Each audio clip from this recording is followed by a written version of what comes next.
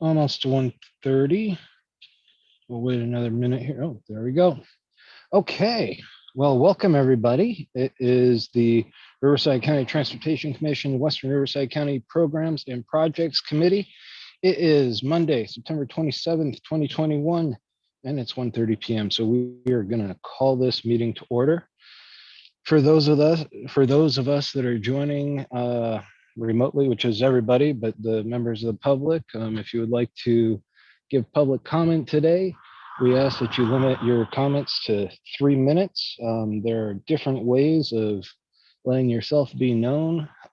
There's the raise your hand function in the Zoom platform, as well as on the phone. I believe it's *9. Is that correct?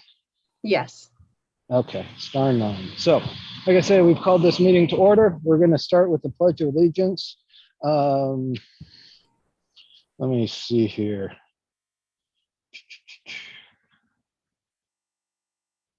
Mr. Hoffman, would you please lead us in the Pledge of Allegiance, sir? Be my honor. Thank you. Please stand and join me.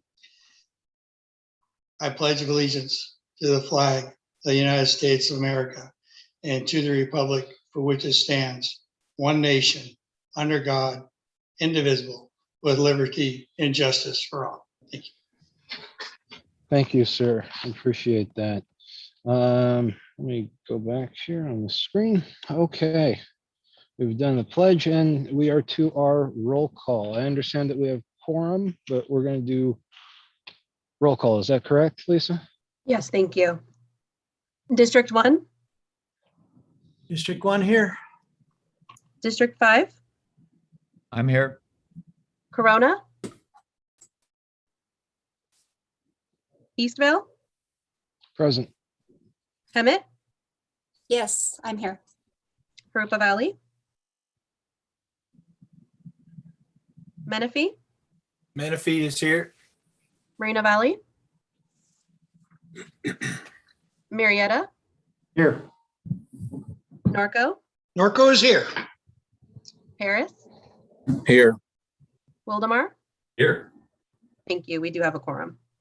Excellent. Thank you. Okay. Thanks everybody for joining today. We are to the additions and revisions portion of the agenda. Does anybody want to see anything moved around?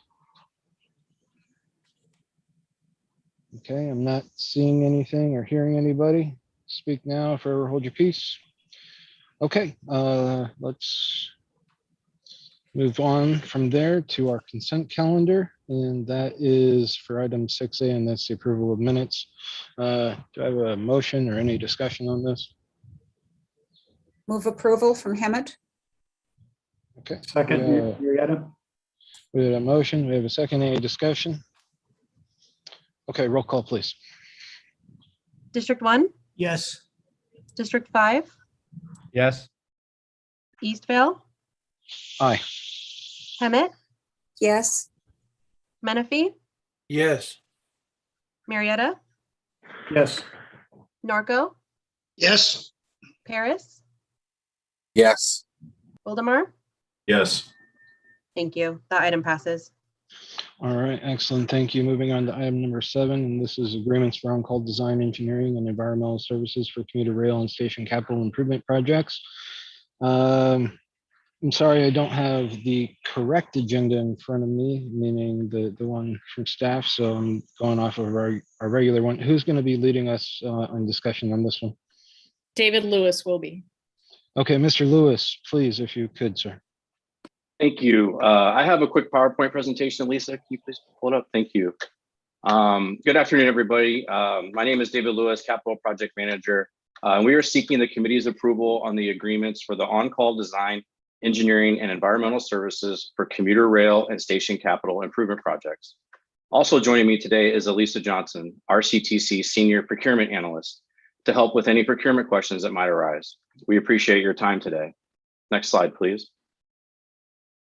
An on-call design, engineering, and environmental services contract provides a more streamlined selection process since formal solicitation, selection, and negotiation of basic rates and contracting are completed as part of the procurement process and not on a project-by-project basis. The intention of this procurement is to provide the Commission with a comprehensive on-call design, engineering, and environmental services for a variety of commuter rail and station improvement projects and future station upgrades. The primary source of funding will be various Federal Transit Administration grants, along with other federal, state, and local funding sources. Next slide, please.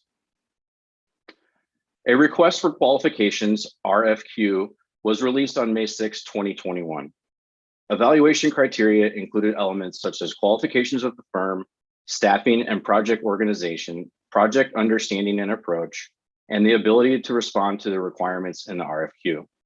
118 firms downloaded the RFQ, and 24 firms attended the pre-submittal meeting held on our May 19th, 2021.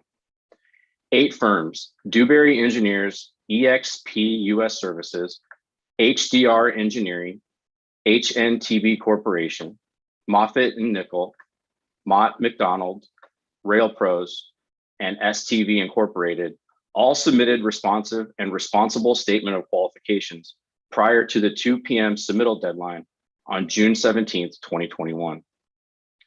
Based on the evaluation criteria set forth in the RFQ, the firms were evaluated and scored by an evaluation committee comprised of Commission, Bechtel, and Metrolink staff. Based on the evaluation committee's assessment of the written proposals and pursuant to the terms of the RFP, the evaluation committee shortlisted and invited 6 firms to the interview phase of the evaluation and selection process. Interviews of the shortlisted firms, HDR Engineering, HNTB Corporation, Moffitt and Nickel, Mott McDonald, Rail Pros, and STV were conducted on July 13th, 2021. As a result of the evaluation committee's assessment of the interviews, as well as the written statement of qualifications, the evaluation committee determined 4 firms, HDR Engineering, Moffitt and Nickel, Rail Pros, and STV Incorporated, to be the most qualified firms to provide on-call design engineering services for the construction of rail and station capital improvement projects. The evaluation committee recommends contract awards to these 4 firms for a 3-year term and 1 2-year option to extend the agreements in the aggregate amount of $10 million, as these firms earned the highest total evaluation scores. Next slide, please. The multiple award on-call, indefinite delivery, indefinite quantity task order type contracts do not guarantee work to any of the awardees. Therefore, no funds are guaranteed to any consultant. These pre-qualified consultants will be selected for specific tasks based on qualification information contained in their proposals and/or competitive fee proposals for the specific project or task identified. Services will be provided through the Commission's issuance of contract task orders to the consultants on an as-needed basis. Next slide, please. It's been a pleasure presenting to this committee. This concludes my presentation. Alicia and I are here to answer any questions. Thank you. Excellent. Thank you very much for that presentation. Do we have any questions on this from commissioners? Please, Mr. Chair. Yeah, Mr. Vinton. Thank you. Thank you, David. Just a few quick questions for clarifications. Regarding the proposed compensation for each of them, they each have 10 million, but it's 10 million total that these on-call services will be let out. Is that correct? Correct. It's a total of $10 million that would be distributed evenly between the 4 firms. We're only authorized for the $10 million, correct? And Alicia, did I say that correctly? Okay. Thank you. And that's included in the option years? I believe so, yeah. Okay, thank you. And then in terms of the compensation, each of them have different sub-consultants. Is there a minimum percentage that each of those consultants have to have of that dollars? I think the minimum shown was like 52%. Is there a minimum to be prime? Alicia, that might not be in my wheelhouse. Is that something maybe you can help answer? Jose Mendoza, would you be able to answer that question? Hi, good morning, commissioners. So there isn't a minimum for the prime or the subs, just depending on who's awarded the task order for each task order. they get that total dollar amount for that scope. But there isn't a minimum how much each sub should get. No, I'm not asking about minimum for the subs. I'm asking minimum for the prime. No, there isn't a minimum for the prime. So it's going to be, each task order is going to be awarded on qualifications. And whatever that dollar amount is for that scope, that's what they'll be awarded. Okay, thank you very much. You're welcome. Thank you, Mr. Chair. Thank you for those questions. Do we have any other comments or questions on this from commissioners? If not, do we have any public comments on this?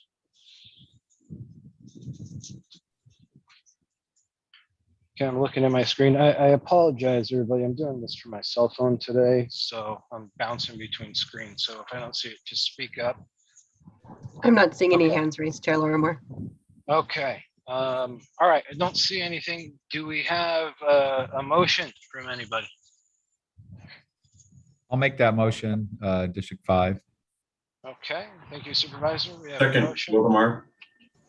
Okay, we have a first and a second, and I don't recognize your voice, but I know that's you, Ben. Okay, first, second, roll call, please. District 1, District 1, yes. District 5, Yes. Corona, Yes. Eastville, Aye. Hemet, Yes. Menifee, Is yes. Marietta, Yes. Norco, Yes. Harris, Yes. Wildemar. Yes. Thank you. The item passes. Excellent, thank you, and complete protocol on my part, but want to go back and ask if we have any public comments for anything that is not on the agenda today from members of the public. I'm not seeing any hands raised. Okay. We also accept smoke signals, so look out the window. No? Okay, we are gonna move on to our next item here. And that is item number 8, and that is the City of Lake Elsinore request for additional funds for construction of Interstate 15 Main Street Interchange Improvement Project. Who's gonna be walking us through that one today? I will be. This is Jenny Chan, Chair at Livermore. Okay, please take it away.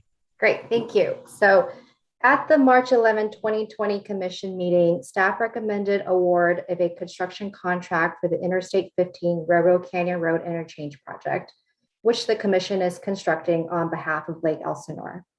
The construction contract came in more than $7 million under the engineer's estimate. As a result, Commissioner McGee requested the cost savings to be applied to Lake Elsinore's Main Street Interchange Project.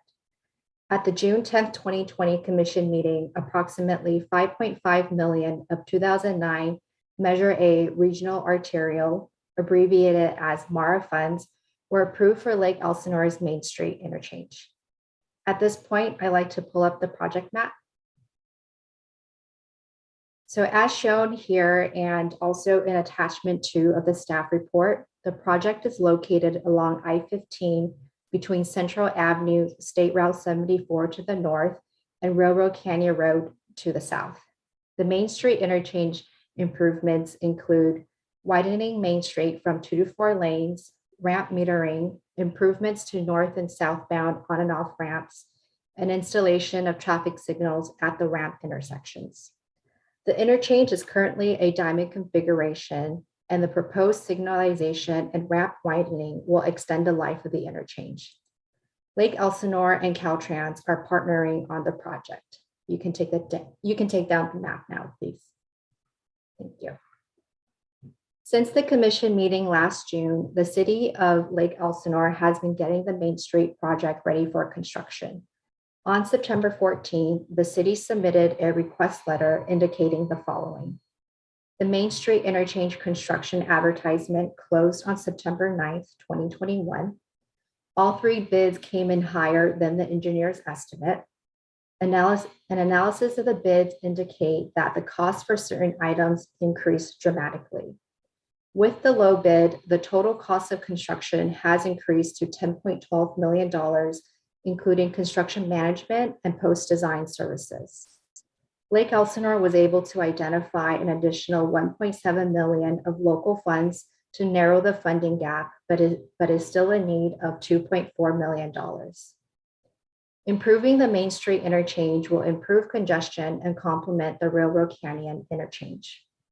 Since the Main Street interchange is ready for construction, staff assessed the availability of state and local funds and determined that the Main Street interchange is eligible for additional MARA funds. Staff recommends approval of programming an additional $2,463,000 of MARA funds for construction of the Main Street interchange for a not to exceed amount of $7,946,000. These funds are available to the city on a reimbursable basis, so no costs incurred by the city for the project will be spent. If there are project savings, they will be retained by RCTC.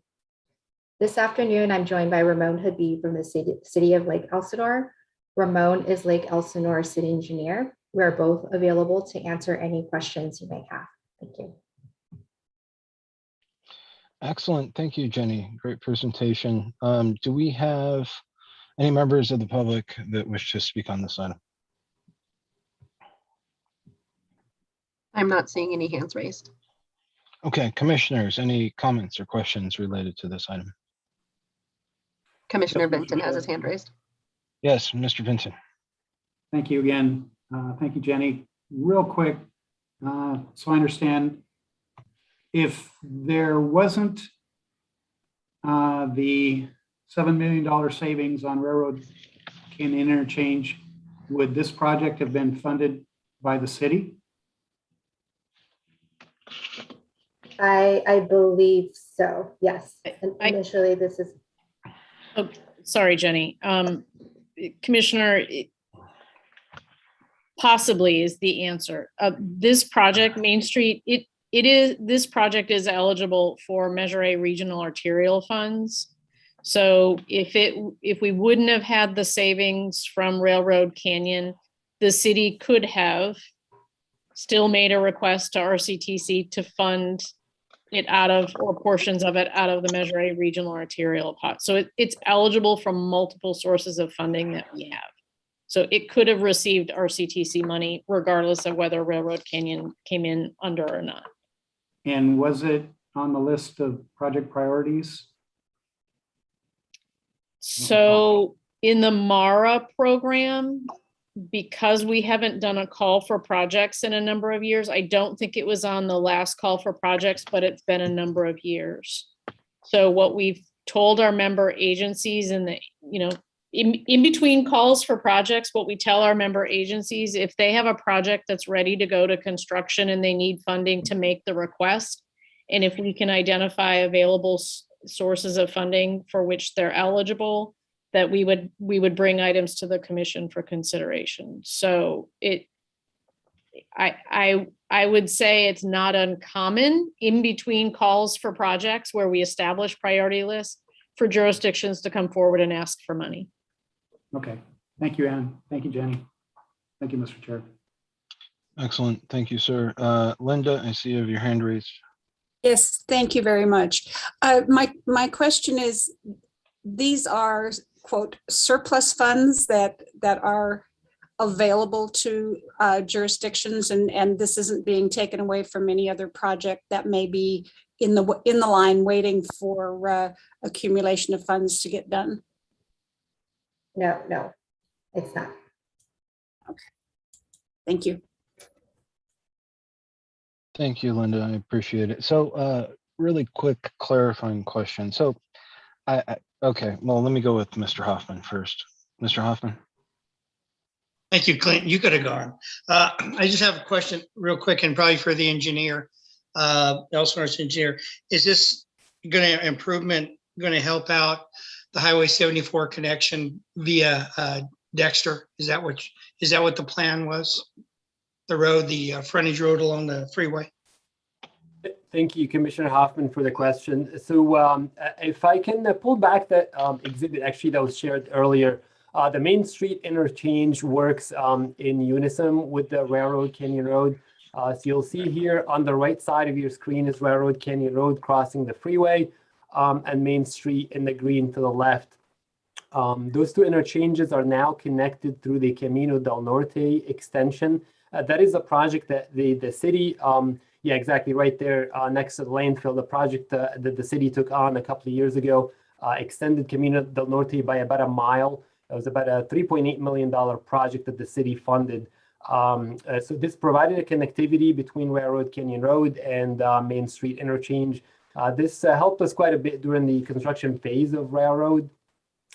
This also provides options whenever there's a heavy traffic on Railroad, as I'm sure most people present on the call have either driven it in recent past or have heard about the heavy traffic that the area moves as far back as Menifee and other cities such as Canyon Lake. So we're confident with the Main Street improvements that we're able to move a much higher volume. These are mostly operational improvements. We're signalizing the 3 intersections and widening underneath the freeway, as well as on-ramp metering. So the purpose is really to improve operational capacity there. So the direct impact is really mostly the Railroad Canyon Road interchange. That's the immediate vicinity where it's at, not so much on Central. The city is working on Central Avenue interchange. Currently, we are in the environmental phase, the PAD phase, hoping to be in the final design phase within the next year. I appreciate that. I travel out and I know it does back up at Central and 74. That's what I was asking. Is this, in the long run, will this actually help that area or not? So it depends. I mean, if for the folks, obviously, that live locally, maybe Rosetta Hills and those areas probably are more inclined to still take the Central Avenue interchange.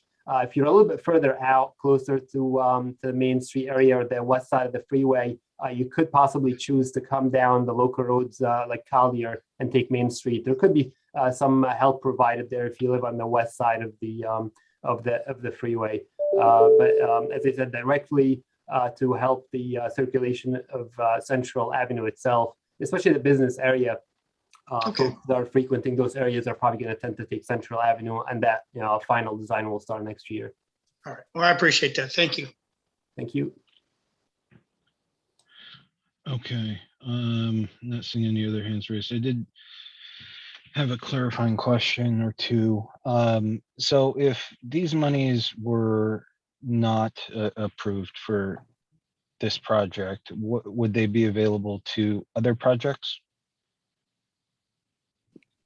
So if this money is not authorized for this project today, those funds will stay in the Measure A regional arterial account until another agency asks for funding for a project that is short of money, and or until we do another call for projects where we put a invitation out to all of the Western County member agencies to submit their projects for funding.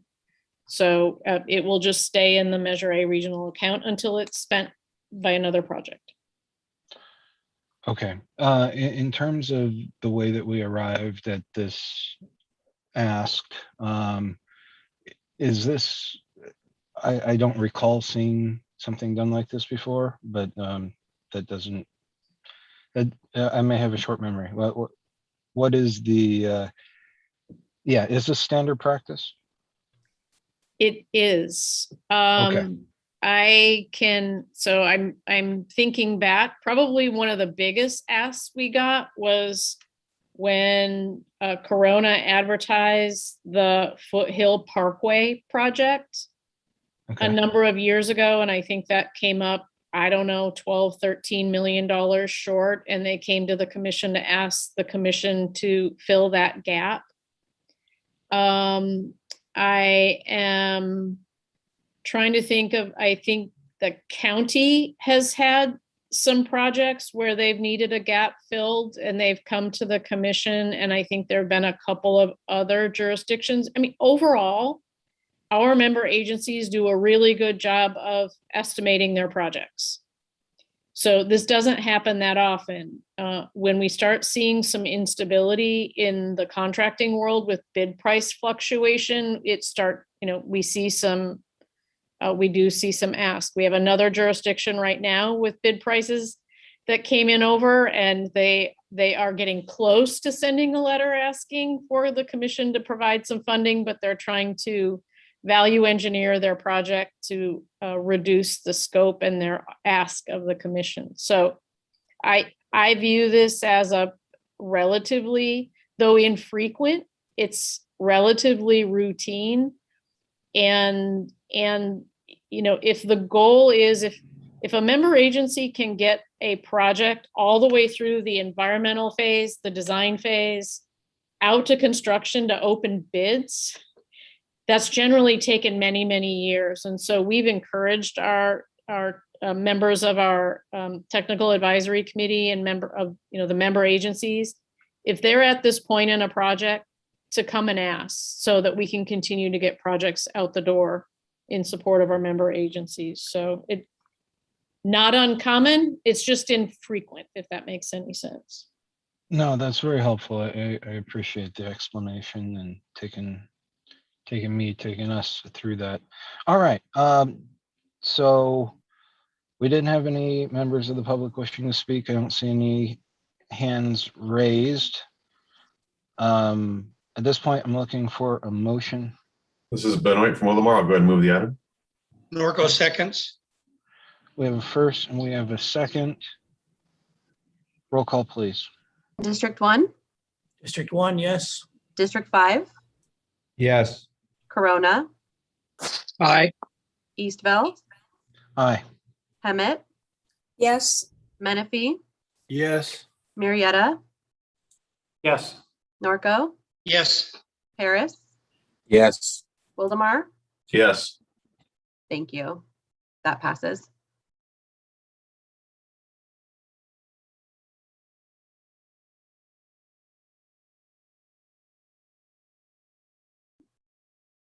Chair Lorimer, you're on mute.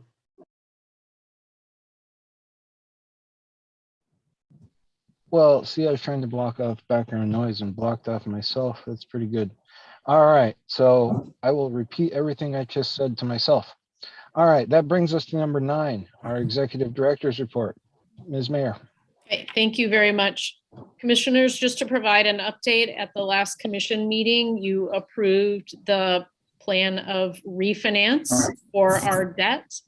And just pleased to tell you, we are still on track for selling our bonds next Tuesday, the 5th of October. So the 4th and 5th will be busy days. As soon as we have any results, I'll make sure to send out an email to you all. We are also this week in the midst of the tender and exchange process. That's the process where existing bondholders can either tender their existing bonds to us for repurchase, or they can exchange for the new bonds. So that is actively underway throughout this week, and there is some interest in that. So market conditions continue to look favorable for us. Of course, we still have 8 more days to go, so a lot can happen in 8 days. But I just wanted to provide an update that things seem to be going on schedule and going well. And we'll report back next week upon the closure of the deal. Completes my report. Excellent, thank you. Great news. I'm happy to hear that. Okay, that brings us to item number 10, commissioner comments. Any commissioners wishing to provide a comment? Mr. Vinton. I'm uncommonly speaking a lot today, but I just want to inform the committee, and I will inform the commission at the next meeting. I am resigning from my city council position as of December 21st. I will be moving to Tennessee at that point. So I just want to give everybody a heads up. I will be here through the December 8th commission meeting and be working with my alternate at the city, Lisa DeForest, to get her up to speed, and she'll be attending meetings so that there's a seamless takeover. So it's been a pleasure to work with each and every one of you. Not done yet, but just want to give you all a heads up. Thank you.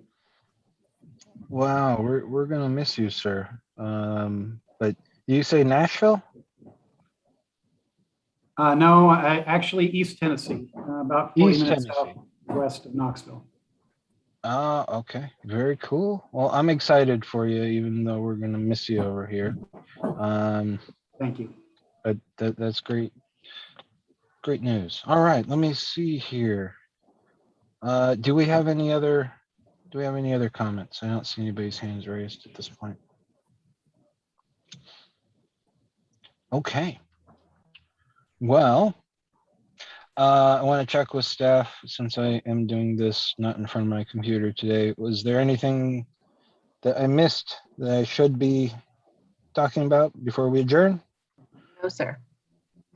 Okay, good. I's dotted, T's crossed. All right, so that brings us to our adjournment. The next Western Riverside County Programs and Projects Committee meeting is scheduled to be held at 1:30 p.m. Monday, October 25th, 2021. Thanks, everybody. Appreciate it. Make it a great Thanks. day. Have a good week. Bye-bye. Bye-bye.